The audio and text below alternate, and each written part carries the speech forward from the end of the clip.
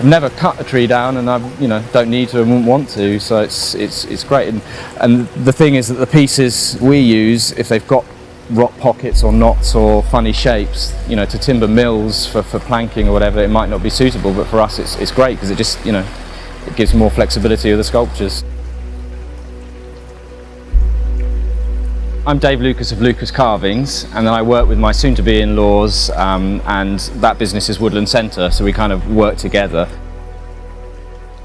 I met David and Anne's daughter Heather while I was at university, so it kind of starts with romance.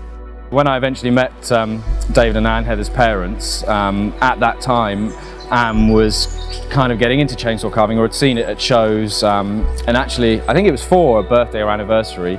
David, her husband, got a guy down from Scotland who does it and does courses, so he came here and carved a few simple things and showed Anne how to do it, so mushrooms and Easter Island heads.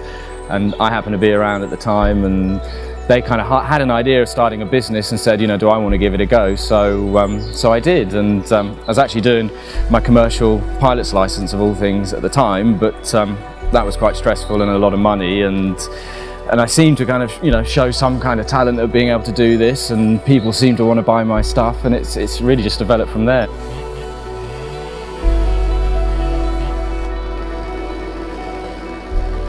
So I'll talk to a customer about what they want, and then what I'll do is walk around the yard. It's kind of like a sweetie shop of timber, and pick a bit that I think will work.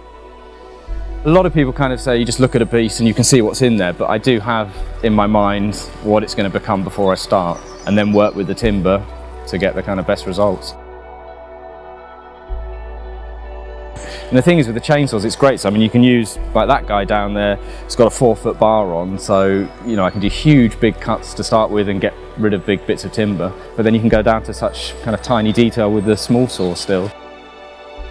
To start with, it's normally a conversation with either a private customer or a big park somewhere. Really the process is the same, to discuss ideas, at that point also budget, so I can think what I'm working with and what I can produce, and once I have an idea, I'll then go and do some research. So if it's an animal, I'll probably actually look up kind of photos and things like that and think how best to sculpt it, and then the next process is I come up with a design drawing, and I find that that's a really good way of showing a customer before the piece is finished what it should look like, give them some kind of peace of mind that it's not going to be completely different to what they're thinking, and I find that if I can do the drawing, I normally can do the sculpture as well, or so far, touch wood, it's worked out like that.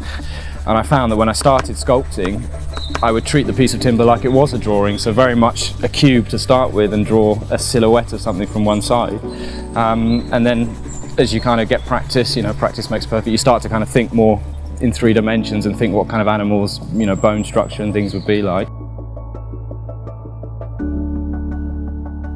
And then once the design's been signed off and they're happy with it, then it's a case of selecting the timber and starting chopping. And then really it's just working through with the chainsaws from the bigger saws to start with, right down through to the small tiny saw and the detail.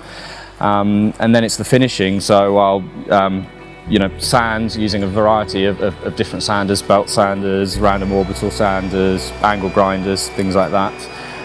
And normally the sculptures are just finished to a high quality kind of sanded finish, and then we treat with a preservative, because a lot of the timber's still got some moisture in, so we found if you don't put a preservative on, you can get mold growth and things like that.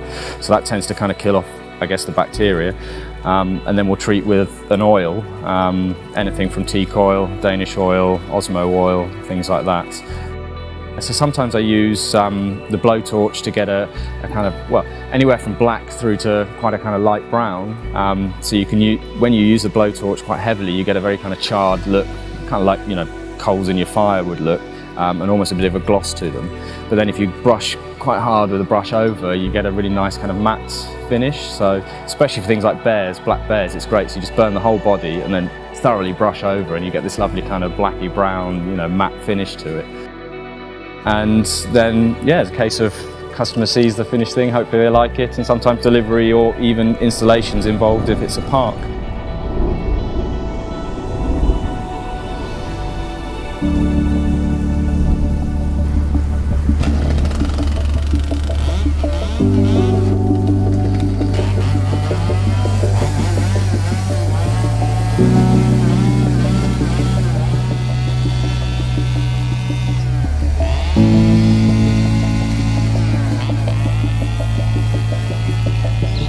you.